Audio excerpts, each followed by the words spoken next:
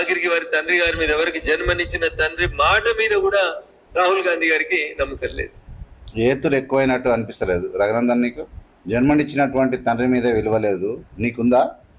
ఏం అపహాస్యమా, వెటకారమా, ఏతులా, లేకుంటే నీ అంత తెలివంతుడు అని లేనన్నటువంటి వ్యంగ్యమా? ఎందుకింత నీకు కళ్ళు నెత్తికెక్కిన మాటలు వస్తున్నాయి? ఏమయ్యా, 11 ఏళ్ళ ఈ దేశాన్ని ఇరగదీస్తాం, కరగదీస్తాం, పాకిస్తాన్ని ఖతం చేస్తాం, పేదరికాన్ని ఖతం చేస్తాం, నిరుద్యోగాన్ని ఖతం చేస్తాం, ఒక్కరొకరి అకౌంట్లో మొత్తం కట్టలు మూటలు నింపుదామని వచ్చినట్టు ఏం ఉడగబెడుతున్నారు మీరు? ఏం ఉడగబెడుతున్నారు మీరు? తండ్రికి విలువలేదా? తండ్రికి మాటకి విలువలేదా? తండ్రి మాటకి విలువనిస్తలేడా? ఇట్లా అయిపోయింది. మరి నువ్వు త్యాగమూర్తి అయితే నువ్వు నరేంద్ర మోడీ మొత్తం రక్తం ఇచ్చినటువంటి కుంభమాయ మీది. మీ తాత ముత్తాతలు మొత్తం రక్తం దారవచ్చిన దేశానికి మొత్తం మీ కట్టలే తింటారు అందరూ.